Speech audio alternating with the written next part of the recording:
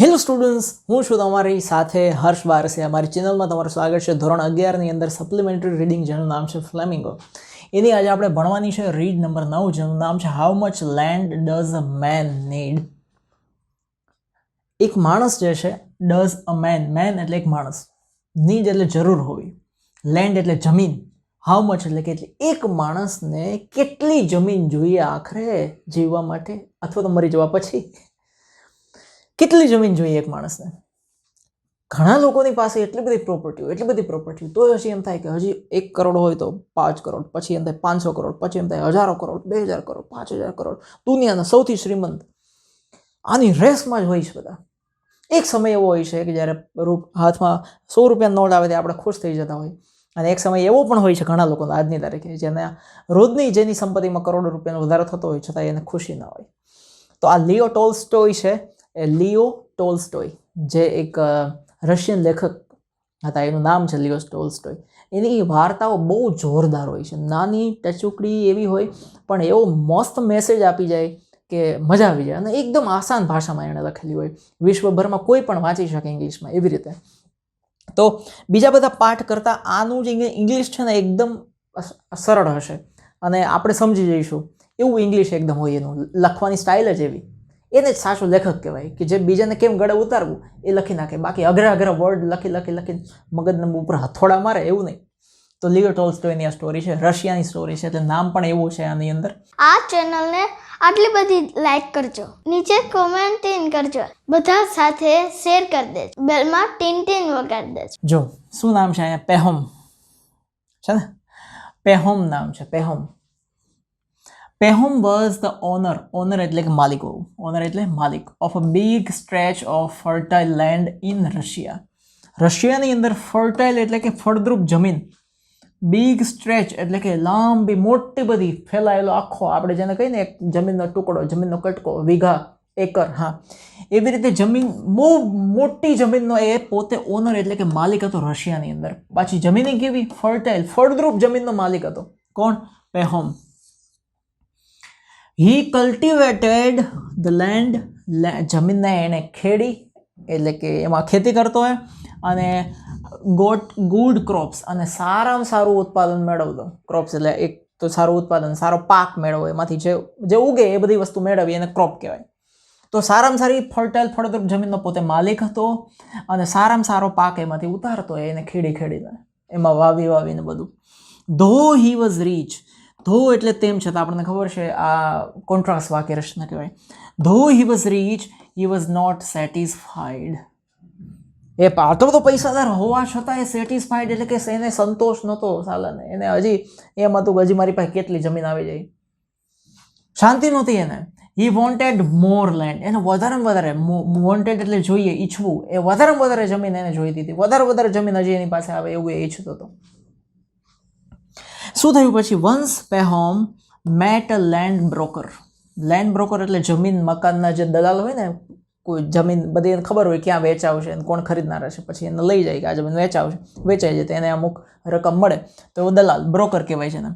તો એક જમીનના દલાલને એ માણસ પેહોમ મળે છે. He was from the distant land. Distant land એટલે શું? દૂરના દેશમાંથી આવતો હતો. કોણ? આ બ્રોકર. એને એ મળે છે, અને એ દેશનું નામ શું હતું? બાસ્કર્સ. શું નામ હતું? બાસ્કર્સ. એ કોઈ રાજ્ય હોઈ શકે, કોઈ એક દેશ હોઈ શકે. ત્યાંનો એ દલાલ હતો, એને પેહોમ મળે છે. હી ન્યૂ ધેટ, હી એટલે કોણ? આ જે દલાલ હતો, બ્રોકર હતો ને, એ ન્યૂ એટલે કે એ જાણતો હતો. શું જાણતો હતો? That Pahom was a greedy man. આ જે પેહોમ જે છે ને, એ ગ્રીડી છે. ગ્રીડી એટલે કેવો? લાલચુ માણસ. તો ચાલો આટલી બધી જમીન છે, હજી એને જમીન લઈ લેવી છે, વધારે લાડબો ખાઈ લેવો છે લેમ્બાને. તો એ આને, આ દલાલને ખબર પડી ગઈ બ્રોકરને કે આને વધારે જમીન જોઈએ છે, આ લાલચુ માણસ છે, એન્ડ વોન્ટેડ મોર લેન્ડ્સ, એને વધારે જમીન જોઈએ છે. સો હી ટોલ્ડ પેહોમ, એટલે એણે પેહોમને કીધું about the fertile and cheap land in Bashkirs, કે તું બાસ્કર્સ, અમારા જે દેશ છે, અમારો જે એરિયા છે બાસ્કર્સ, એની જે જમીન છે ને એ સસ્તી પણ છે અને ફર્ટાઇલ, ફળદ્રુપ પણ છે, તો તું ત્યાં આવે ને તો કામ થાય. હી ઓલ્સો સેડ, એણે એવું પણ કીધું એ દલાલે, that પેહોમ could have a lot of land just for a few hundred rubles. કે પેહોમ, તું છે ને lot of land એટલે કે ઘણી બધી જમીન ખરીદી શકે એમ છે, અને few hundred rubles રૂબલ્સ એટલે આપણે કેમ અહીંયા રૂપિયો કહેવાય ને અમેરિકામાં ડોલર કહેવાય ને યુકેમાં પાઉન્ડ કહેવાય એવી રીતે રશિયામાં રૂબલ્સ કહેવાય. હા, તો થોડાક 200-500 રૂબલ્સની અંદર તું કેટલી બધી જમીન ખરીદી શકે એમ છે. હા, ઇફ હી વોઝ ક્લેવર. હા, એમાં તારી હોશિયારી હોવી જોઈએ. હા, કઈ રીતે હોશિયારી હોવી જોઈએ જો. એટલે પેલા પેહોમ છે ને ખુશ થઈ ગયો, એને તરત જ પહેલાને કીધું, please tell me how can I buy that land cheap. મને જલ્દી કે એ જમીનને હું કઈ રીતે ફટાફટ ખરીદી શકું. જલ્દી કે મને. ચીપ એટલે સસ્તી જમીનને હું કઈ રીતે ખરીદી શકું. રિક્વેસ્ટ કરી એને પ્લીઝ મને કહી દે. સો પેલો દલાલ શું કહે છે, make friends with the Bashkirs chief. Bashkirs લોકો જે છે એનો જે ચીફ છે, એનો જે મેઇન મુખ્ય માણસ છે, એની હારે તું દોસ્તી બનાવી લે, એને મિત્ર બનાવી લે. And give some gifts to the Bashkirs. અને એ બાસ્કર્સના જે લોકો છે એના ચીફને તું થોડી ગિફ્ટ આપ.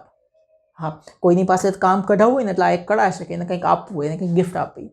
ખાસ કરીને આ બધી લાંચો લેવાતી અને અપાતી હોય ને એમાં ગિફ્ટો જ આપે મોટા ભાગે. અરે સાહેબ રાખો ને, આઈફોન 1.5 લાખનો છે, તમારા છોકરા માટે કામમાં આવશે, ખાલી અહીં સાઇન કરી દો. 1 કરોડના ટેન્ડર સાઇન કરાવતા હોય તો બાસ્કર્સને ગિફ્ટ આપો. They will give you as much land as you want. તારે જેટલી જમીન જોઈતી હશે ને એટલી બધી જમીનને તને આપશે. As much land as you want. જેટલી જોઈએ છે એટલી. દલાલે કીધું. પેહુમ વોઝ વેરી હેપી. પેહુમ તો ખુશ થઈ ગયો, યાર આવી રીતે જમીન આપી દે, વાહ. હી મેડ ધ નેસેસરી પ્રિપેરેશન. એણે જરૂરી બધી પ્રિપેરેશન કરી દીધી. એન્ડ વેન્ટ ટુ, અને ચ્યું ગયો, ધ લેન્ડ ઓફ ધ બાસ્કર્સની જમીનો ઉપર ગયો. બધી તૈયારી કરીને, ગિફ્ટ જે ખરીદવાની હતી, નેસેસરી એટલે જરૂરી, પ્રિપરેશન એટલે બધી તૈયારી, જરૂરી તૈયારી, ગિફ્ટ ખરીદવાની હતી, પેકિંગ કરવાની હતી, બધી તૈયારી સાથે તમામ જમામ સાથે ઘોડા હાથી લઈને નીકળી પડે. He had taken with him a servant. એની સાથે એક સાથી એટલે કે સેવક લીધો, એનો નોકર લીધો. એન્ડ હોર્સ કાર્ટ, ઘોડાગાડી લીધી એક. એન્ડ સમ વેલ્યુએબલ ગિફ્ટ, અને અમુક વેલ્યુએબલ કિંમતી ગિફ્ટ એને લઈ લીધી હારે. ભેટ સોગાદો બધી ફોર ધ બાસ્કર્સ માટે, બાસ્કર્સ એરિયાના લોકો, એના ચીફ માટે. On reaching the land of the Bashkirs. બાસ્કર્સની જમીને રીચ એટલે પહોંચવું. પહોંચ્યા પછી જેવો ત્યાં પહોંચ્યો, હી વોઝ વેલકમ્ડ. એનું ત્યાં સ્વાગત કરવામાં આવ્યું. ઓહો, આવો આવો પેહોમ, આવો આવો. He gave the gifts to them. એણે બધાને ગિફ્ટ આપી. And told them he wanted to buy some land. અને ત્યાં જઈને એણે કીધું, he wanted to buy some land, કે મારે થોડીક જમીન ખરીદવી છે, પ્લીઝ મને જમીન ખરીદવામાં મદદ કરો. તો ધ બાસ્કર ચીફ હતો, જે બાસ્કર લોકોનો જે મુખ્યો હતો, ચીફડો હતો, એણે શું કીધું, હી વોઝ ગ્લેડ. એ તો ખુશ થઈ ગયો. હે, આટલી બધી ગિફ્ટ તમે અમને આપી તો હમ खुश हुए, मोगे वो खुश हुआ, जो भी मांगना है मांग लो. He said, just pay us 1,000 rupees, rubles. આપણે કેમ રૂપિયા એવી રીતે, જસ્ટ પે એટલે ચૂકવો, અસ એટલે અમને, 1,000 રૂબલ્સ એટલે 1,000 રૂબલ્સ અમને ચૂકવો તમે.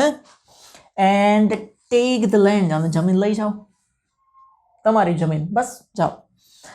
You can take as much land as you can cover on foot in one day. જો શરત શું રાખી, યુ કેન ટેક એટલે લઈ શકો છો, as much land as you can, તમે જેટલી જોઈતી હોય એટલી જમીન લઈ શકો, but cover on foot in one day, એક દિવસમાં તું પગે ચાલીને જેટલી જમીન ઉપર જઈ શકે એટલી જમીન તારી. પગે ચાલવા માંડવાનું. સવારે જો અહીં લખ્યું છે, યુ શુડ સ્ટાર્ટ વોકિંગ.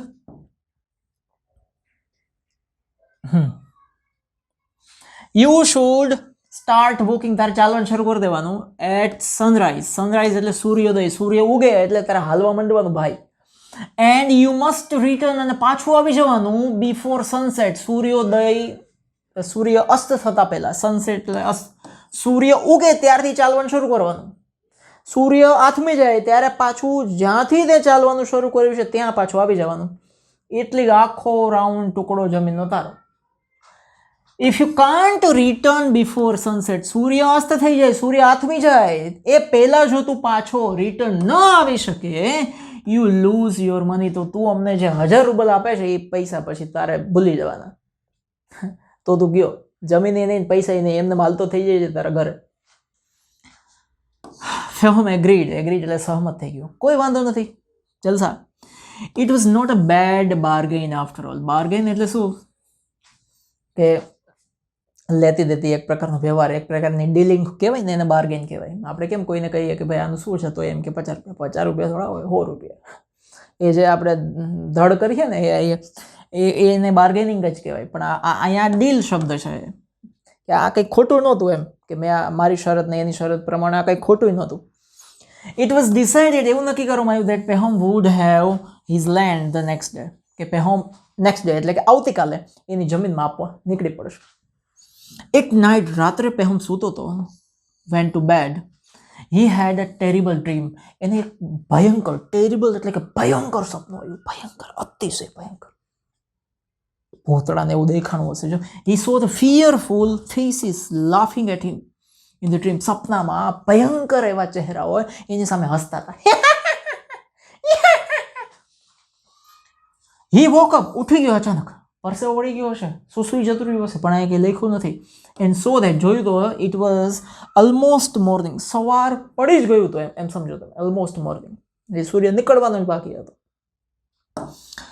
એટલે નાયા ધોયા વગર સીધો એ ક્યાં જાય છે? જો હી ગોટ અપ, ઊભો થઈ ગયો, early and went to hillock. Hillock outside the village, વિલેજની બહાર, આઉટસાઇડ એટલે બહાર, વિલેજ એટલે ગામ, ગામની બહાર, હિલોક એટલે કે એક ટેકરી જેવું હતું, ત્યાં જાય છે. The chief and the others Bashkirs also went there. Chief Bashkirs લોકોનો જે મુખ્ય હતો એ, અને બીજા બાસ્કર લોકો બધા, એ પ્રજાતિના બધા લોકો, એ પણ ત્યાં પેલી ટેકરી પાસે પહોંચે છે જ્યાંથી આ શરૂ કરવાનો હતો હાલવાનું. The sun was about to rise. સૂર્ય ઉગવાનો જ હતો, બસ આમ નીકળવાની તૈયારી જ હતી. Pahom was now ready to start. પેલો તૈયાર થઈ ગયો, ઓકે હાલવાનું શરૂ હમણાં. The Bashkir chief put his cap at the starting point. જ્યાંથી એણે ચાલવાનું શરૂ કર્યું ત્યાં પેલો બાસ્કરનો મુખ્યો હતો, એણે એની કેપ એટલે કે ટોપી ત્યાં રાખી દીધી, એટલે કે યાદ રહે કે ભાઈ અહીંયા પાછો આવવાનું છે આને. And Pahom started his walk from the spot. Spot એટલે જગ્યા, એ સ્પોટ, એ જગ્યાથી પેહોમે ચાલવાનું શરૂ કરી દીધું જગ્યા માપવા માટે. હી હેડ ટેકન સમ ફૂડ. એની સાથે શું લીધું એણે? ટેકન એટલે લેવું, સમ ફૂડ ખોરાક, ખાવા તો જોઈએ ને દિવસે, હા. એન્ડ વોટર, પાણી પણ લીધું. હી હેડ ઓલ્સો ટેકન સ્પેડ. સ્પેડ એટલે કે પાવડો, પાવડો કહીએ ને આપણે, જમીનમાંથી માટી કંઈક ખાડો હોય એમાંથી માટી બહાર કાઢવા માટેનું જે સાધન હોય ને એને સ્પેડ કહેવાય. એ સ્પેડ માટી માટે નિશાન કરવા માટે હારે લીધું. ટુ માર્ક ધ લેન્ડ, જમીનમાં માર્ક એટલે કે નિશાન કરવા માટે. હવે ચાલવાનું શરૂ થાય છે. ઇન ધ બિગિનિંગ, બિગિનિંગ એટલે કે શરૂઆતમાં, હી વોકડ ફાસ્ટ. ઝડપથી ચાલવા માંડ્યો કે જહાજી જેટલી જમીન આવી જાય એટલી લઈ જ લેવી. But he was not satisfied with he speed. પણ છતાં એની સ્પીડ સાથે એ સેટિસ્ફાઈડ એટલે કે સંતોષ એને સ્પીડમાં નહોતો, એટલે એણે શું કર્યું? હી સૂન એટલે કે જલ્દીથી, બિગન એટલે શરૂ કર્યું, ટુ રન દોડવાનું ફટાફટ શરૂ કરી દીધું એણે. He made mark with spade at every turn. જ્યાં આમ જાય પછી એમ થાય કે અહીંથી હું વળી જાઉં, આટલું આમ લઈ લઉં, ત્યાં જ્યાં વળે ને આમ ટર્ન, ત્યાં એ સ્પેડ એટલે કે પેલા પાવડાથી નિશાન કરી દે, ખોદી નાખે કે અહીંયાથી મારે વળવાનું છે. It was almost noon. બપોર થઈ ગયું. And he felt hungry. ભૂખ લાગી. હંગ્રી એટલે ભૂખ, ફીલ એટલે લાગવું. એન્ડ થર્સ્ટી, તરસ લાગી. હી એટ લિટલ ફૂડ. થોડોક ખોરાક ખાધો એણે, લિટલ ફૂડ એટલે થોડુંક ખાધું. And drank some water. થોડું પાણી પીધું. બટ ધો હી વોઝ ટાયર્ડ. ધો એટલે તેમ છતાં, કોન્ટ્રાસ્ટ. હી ટાયર્ડ એટલે કે થાકેલો હતો, તેમ છતાં he did not stop to rest. એ આરામ કરવા ઊભો રહ્યો નહીં. Let me cover some more land. ચલો થોડીક વધારે જમીન કવર કરી લઉં. Let me cover some more land. ચલો થોડી વધારે જમીન કવર કરી લઉં. He said to himself. પોતાની જાતને એણે એવું કીધું. And continue to run. અને દોડવાનું શરૂ જ કરી દીધું. દોડે. He ran for some more time. થોડા વધુ સમય હજુ પણ દોડતો જ ગયો. The sun was moving westward. સૂર્ય જે હતો ને એ ઈસ્ટમાંથી ધીમે ધીમે એટલે કે પૂર્વમાંથી ધીમે ધીમે વેસ્ટવાર્ડ એટલે કે પશ્ચિમ તરફ ગતિ કરતો હતો અને આવી ગયો હતો. એટલે હવે શું બોલે છે? I must return. મારે પાછું આવી જ જવું જોઈએ હવે. I have come long distance. યાર બહુ લોંગ એટલે કે બહુ દૂર, ડિસ્ટન્સ એટલે દૂર, લોંગ બહુ દૂર આવી ગયો છું હું અત્યારે. થોટ એટલે કે એને એવું વિચાર્યું કે બહુ દૂર આવી ગયું છે, મારે પાછું વળી જવું જોઈએ. He was worried. એને ચિંતા થાય છે. હા, એને ચિંતા થાય છે. વરીડ એટલે ચિંતામાં આવી ગયું. શેની? Whether he would reach to starting point before sunset. Sunset એટલે કે સૂર્યોદય પહેલા, સૂર્ય અસ્ત પહેલા, સૂર્ય આથમી જાય પહેલા સ્ટાર્ટિંગ પોઈન્ટ જ્યાંથી મેં શરૂ કર્યું હતું ત્યાં હું પાછો રીચ એટલે કે પહોંચી જઈશ કે નહીં, એ બાબતે એને ચિંતા થવા માંડી. He gathered he strength and run. એણે પાછી તાકાત બધી, ગેધર એટલે ભેગી કરવી, સ્ટ્રેન્થ એટલે તાકાત, બધી તાકાત ભેગી કરી અને રન અને સીધો દોડવા માંડ્યો, જાણે એ રેસમાં દોડતો હોય ને, અને સામે લાઈન દેખાડી, હું હમણાં જીતી જઈશ, મને કપ મળશે. The sun was near the horizon. Horizon એટલે શું? કે જ્યાં દરિયા કિનારે કહેવાય, ક્ષિતિજ કહેવાય ગુજરાતીમાં જેને, કે જ્યાં સૂર્ય આથમવાનો હોય ને જમીન કે પાણી જે હોય પછી દેખાવાનું બંધ થઈ જાય, એ છે આકાશ અને જમીન જ્યાં મળે એ રેખાને ક્ષિતિજ કહેવાય, હોરિઝોન. સૂર્ય ત્યાં પહોંચી ગયો હતો, ડૂબવાની તૈયારીમાં જ હતો. Pahom was also not very far from the hillock. Hillock એટલે કે પેલી ટેકરી જ્યાંથી એણે ચાલવાનું શરૂ કર્યું હતું, ત્યાંથી વેરી ફાર એટલે કે બહુ દૂર, નોટ એટલે કે નહોતો, એ બહુ દૂર નહોતો, ટેકરીએ પહોંચવાનો જ હતો. He could hear the people shouting and cheering him. એણે સાંભળ્યું, હિયર એટલે સાંભળ્યું, એણે સાંભળ્યું, શું સાંભળ્યું? કે પીપલ શાઉટિંગ, લોકો બૂમો પાડે છે, ચીયર કરે છે, યસ તું પહોંચી જઈશ, ચલ ચલ ચલ આવી જા, પહોંચી જઈશ તું. And he could also hear the Bashkir chief laughing. અને એણે એ પણ સાંભળ્યું કે બાસ્કર લોકોનો જે ચીફ હતો એને હસતા પણ જોયો. એણે સાંભળ્યું કે પેલો ચીફ તો હસે છે. હી રિમેમ્બર્ડ ધ ડ્રીમ. એને પેલું સપનું યાદ આવ્યું, રાત્રે જોયું હતું ને, ભયંકર ચહેરા અને હસતા હતા બધા, એ યાદ આવ્યું. He had seen at night. He was horrified. ડરી ગયો અચાનક જ. હોરિફાઈડ એટલે ડરી જવું. He was tired. થાકી ગયેલો. એન્ડ પરસ્પાયરિંગ. પરસ્પાયરિંગ એટલે શું? પરસેવે, રેપ જેપ થઈ ગયેલો આખા શરીરમાં પરસેવો. પછી શું બોલે છે જો? Would I be able to reach the point before sunset. He wondered એટલે એને આશ્ચર્ય થાય છે કે હું રીચ એટલે પહોંચી જઈશ, સનસેટ એટલે કે સૂર્ય આથમે પહેલા હું જ્યાંથી શરૂઆત મેં કરી હતી પોઈન્ટ ઉપર હું પહોંચી જઈશ પાછો. હી મેડ અ સ્ટ્રોંગ એફોર્ટ. એફોર્ટ એટલે પ્રયત્ન કર્યો, સ્ટ્રોંગ એટલે મજબૂત, થઈ શકે એટલા બધા પ્રયત્નો એણે કર્યા. He was very near to the point. પોઈન્ટથી થોડોક નજીક હતો. And reached it to. અને ત્યાં પહોંચી પણ ગયો. But as he touch the cap. પેલી કેપ જ્યાં રાખેલી ને રાજાએ કે તારે અહીંયા પહોંચવાનું છે, એને જેવું એને ટચ કર્યું, which mark the starting point, જે એ બતાવતું હતું, માર્ક એટલે કે એ નિશાની હતી શેની? સ્ટાર્ટિંગ પોઈન્ટ જ્યાંથી એને શરૂઆત કરી હતી. હી કલેપ્સ્ડ. કલેપ્સ્ડ એટલે ભફ દઈને પડ્યો સીધો હેઠો, ઢફ દઈને. રામ રમી ગયા એના ઉપર સીધો. Though he had covered the vast stretch of land. Though એટલે તેમ છતાં એણે કવર કર્યું, માપી લીધું આખું બધું. વાસ્ટ એટલે કે વિશાળ, સ્ટ્રેચ ઓફ લેન્ડ મોટી જમીનને એણે કવર તો કરી લીધી. But it was of no use. પણ એનો હવે કોઈ ઉપયોગ હતો નહીં.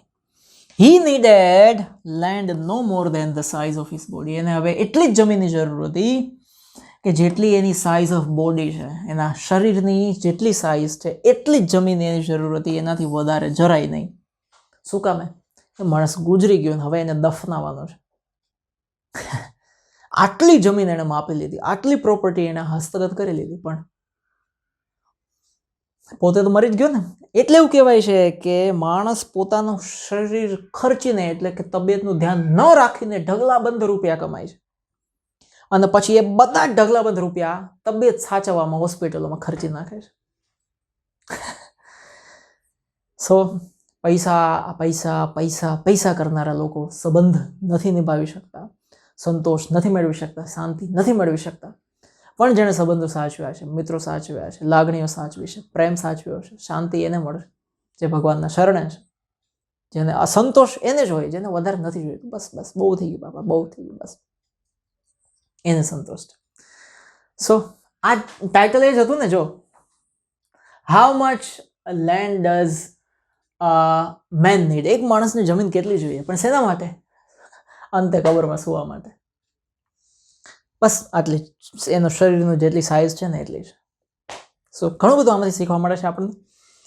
અત્યારે વિદાય લઉં છું તમારાથી. જય હિન્દ, જય ભારત, જય જય ગરવી ગુજરાત. આ ચેનલને આટલી બધી લાઈક કરજો, નીચે કોમેન્ટ કરજો, બધા સાથે શેર કરી દેજો, બેલમાં ટીન ટીન વગાડી દેજો.